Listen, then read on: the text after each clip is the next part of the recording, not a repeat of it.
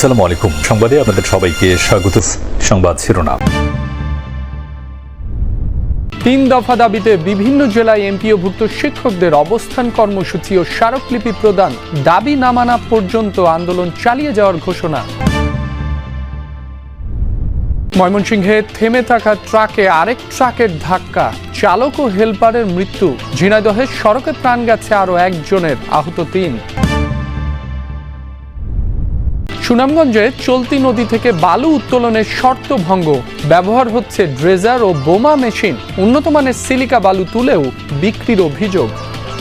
গাঙ্গে ভাঙ্গা নেগা বস্তা দিয়া থাকতেছি, মানে রাত বোমা লাগাইয়া বালু নেগা ওই তো গাঙ্গে ভাঙতেছে। দুদিন পরে আমরা মাল তো বাড়ি করতে ডাইবা করবো। ড্রেজার দিয়ে বালু তুললে মসজিদ ভাঙ্গে দেব, গ্রাম ভাঙবো, দেশ ভাঙবো, সব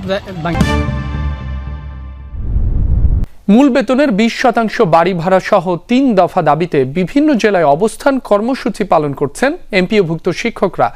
কেন্দ্রীয় কর্মসূচির অংশ হিসেবে সকাল থেকেই জেলায় জেলায় এই কর্মসূচি শুরু করেন শিক্ষকরা। 20% বাড়ি ভাড়া সহ চিকিৎসা ভাতা বৃদ্ধি ও কর্মচারীদের ঈদ বোনাস 75% বৃদ্ধির দাবি জানান তারা। পরে জেলা প্রশাসকের মাধ্যমে সরকার বরাবর স্মারকলিপিও জমা দেন আন্দোলনকারী শিক্ষকরা। তারা বলেন, অনশন বিক্ষোভ সহ বিভিন্ন কর্মসূচিতেও দাবি মেনে নেওয়ার আশ্বাস মেলেনি, তাই আরো কঠোর আন্দোলনের হুঁশিয়ারি দেন তারা। দাবি আদায়ে বেশ কিছুদিন ধরেই কর্মবিরতি সহ বিভিন্ন কর্মসূচি পালন করে আসছেন এমপিওভুক্ত শিক্ষকরা। সকাল 11টার পর থেকে সিলেট কেন্দ্রীয় শহীদ মিনারে এমপিভুক্ত যে শিক্ষকরা আছেন তারা অবস্থান কর্মসূচি শুরু করেছিলেন এবং আমরা দেখেছি যে তারা ঘন্টারও উপর সেখানে তাদের বক্তব্য, তাদের স্লোগানের মধ্য দিয়ে তাদের যে 3 দফা দাবি, সেই দাবির পক্ষে তারা নানা যুক্তি দিচ্ছিলেন এবং তারা বলছেন যে সরকারের একগুঁয়েমির কারণে মূলত তারা রাজপথে নামতে বাধ্য হয়েছেন এবং পাঠদান থেকে তাদের আসলে রাজপথে আসতে হয়েছে এবং তারা বলছেন যে তাদের যে দাবি, সেই দাবিটি একেবারেই ন্যায্য দাবি এবং সাধারণভাবে বেঁচে থাকার জন্য যে দাবিগুলো, অর্থাৎ 20% বাড়ি ভাড়া, 1500 টাকা আসলে তাদের চিকিৎসা ভাতা এবং কর্মচারীদের যে 75% যে উৎসব ভাতা, সেগুলো খুবই মানবিক দাবি। সেই দাবি যতক্ষণ পর্যন্ত মেনে না নেওয়া হচ্ছে, এই দাবি থেকে অন্য কোনো আসলে যদি আসলে চেষ্টা করা হয়, অর্থাৎ এই দাবিগুলোর বাইরে থেকে যদি অন্য কোনো দাবি আদায় পূরণের আশ্বাস সরকার দেয়, সেক্ষেত্রে তারা মানবেন না। তাদের এই মূল দাবিগুলো যতক্ষণ পর্যন্ত আদায় না হচ্ছে তারা আসলে রাজপথে থাকবেন।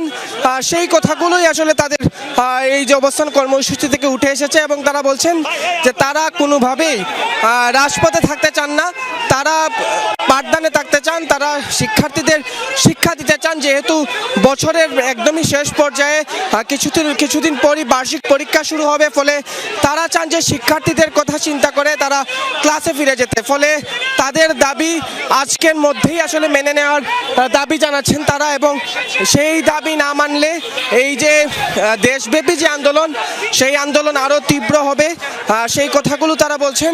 আমরা যদি একটু আমরা দেখছি যে এই যে মিছিল, সেই মিছিলে কিন্তু অসংখ্য শিক্ষক তারা অবস্থান নিয়েছেন এবং সিলেট জেলার বিভিন্ন জায়গা থেকে মূলত তারা সেই আন্দোলনে তারা এসেছেন এবং সেই আন্দোলনে তারা তাদের মতো করে বক্তব্য দিচ্ছেন এবং তাদের মতো করে কর্মসূচিতে তারা অংশ নিচ্ছেন এবং বলছেন যে দ্রুত সময়ের মধ্যেই তাদের সরকার তাদের দাবি মেনে নেয়, সেই কথাগুলোই তারা আসলে এখানে উপস্থাপন করে। 2 জেলায় সড়ক দুর্ঘটনায় 3 জন নিহত হয়েছেন।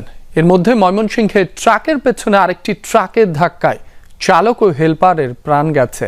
সকাল 6টার দিকে ঢাকা ময়মনসিংহ মহাসড়কের বৈলর বড় পুকুরপাড় জামে মসজিদের সামনে এ ঘটনা ঘটে। পুলিশ জানায়, ময়মনসিংহগামী পণ্যবাহী একটি ট্রাকের টায়ার ব্লাস্ট হয়ে রাস্তার মাঝখানে দাঁড়িয়ে গেলে পেছন থেকে আরেকটি ট্রাক এসে ধাক্কা দেয়। এতে ঘটনাস্থলেই ওই ট্রাকের চালক ও হেলপারের মৃত্যু হয়। কুয়াশাচ্ছন্ন আবহাওয়ার কারণেই এই দুর্ঘটনা ঘটেছে বলে ধারণা করছে পুলিশ। এদিকে ঝিনাইদহের 4 মাইল এলাকায় বাসের ধাক্কায় সড়কে দাঁড়িয়ে থাকা একটি ট্রাকের হেলপার নিহত হয়েছেন, আহত হয়েছেন আরো 3 জন।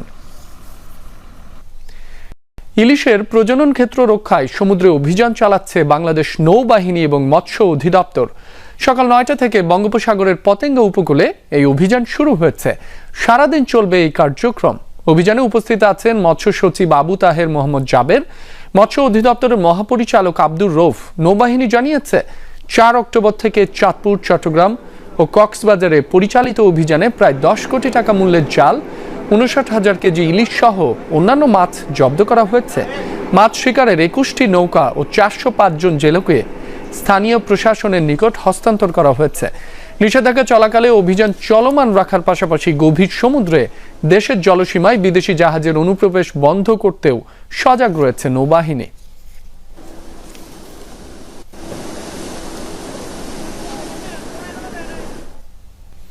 পরিবেশ ও প্রকৃতি বিপর্যয়ের কথা মাথায় রেখে সুনামগঞ্জের চলতি নদী থেকে বালু উত্তোলন বন্ধে আদেশ দিয়েছিলেন আদালত। তবে সেই স্থান থেকে 1 বছরের জন্য 1,21,00,000 ঘনফুট বালু উত্তোলনের অনুমতি দিয়েছে বিআইডব্লিউটিএ, যে কাজে ব্যবহার করা হচ্ছে বিধ্বংসী ড্রেজার ও বোমা মেশিন।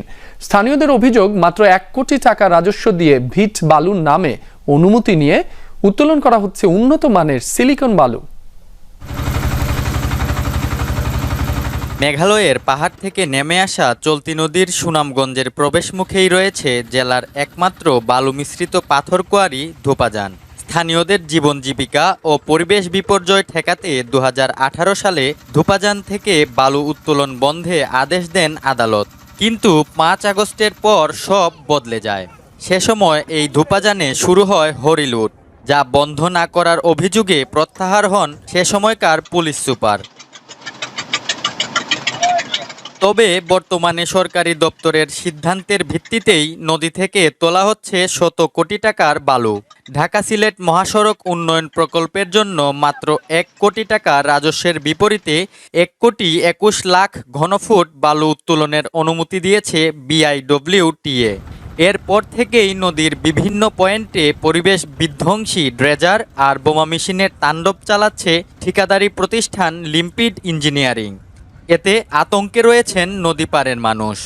গাঙ্গে ভাঙ্গা নাগা আমরা বস্তা দিয়া থাকতেছি, রাত বোমা লাগাইয়া বালু নেগা ওই তো গাঙ্গে ভাঙতেছে। এই বোমা লাগায় মাল লুড়া আমরা না করলে আমরা না উনি সেটা শুনে না, এরপরে ভাঙ্গা পড়ে গিয়া 2000 হইতে হইতো এটা পার হারা হয়েছে। 2 দিন পরে আমরা মাল তো বাড়ি করতে ডাইবা পড়বো। এবার দিয়ে বালু তুললে মসজিদ ভাঙ্গে যাইব, গ্রাম ভাঙবো, দেশ ভাঙবো, সব ভাঙ্গে যাইব। বাড়ি তো আসিন হিয়া ন, এখন যদি ভাঙ্গে গেছে গা তো ওখানে আর কই আইব, তখন যদি গোটা তামাতে আইয়াছে তা আমরা কই যাইম, আমরা তো আর জায়গা নাই। স্থানীয়দের অভিযোগ, ভিট বালু উত্তোলনের অনুমতি নিয়ে তোলা হচ্ছে সিলিকন বালু। শর্ত ভেঙে বিক্রি হচ্ছে রাতের আঁধারে। বেঁধে দেয়া পরিমাণের চেয়েও বেশি বালু তুলে নেয়ার শঙ্কা পরিবেশ কর্মীদের। ধোপাজান নদী থেকে যেভাবে বালু উত্তোলন করা হচ্ছে, যে অবৈধ প্রক্রিয়ায়, ইতিমধ্যে এই সরকার একটি অনুমোদন দিয়েছে যে 1 কোটি ঘনফুট বালু উত্তোলন করা হবে এই ধোপাজান নদী থেকে। কিন্তু আমরা আশঙ্কা করছি তারও বেশি এখান থেকে লুট করা হবে। এলাকাবাসীর সাথে আমরাও একটা শঙ্কায় আছি যে এখানে বড় ধরনের একটা লুটপাট হবে, পরিবেশ এবং প্রতিবেশের একটা বিপর্যয় নেমে আসবে এলাকা। সিলেট এবং ঢাকার হাইওয়ে আশেপাশে কিন্তু অনেক নদী আছে, সেখানে কিন্তু ভিট বালু আছে। এখান থেকে না তুলে এই ধোপাজান থেকে কেন ভিট বালু নামে এই সিলিকনটা তুলে নেওয়া হচ্ছে?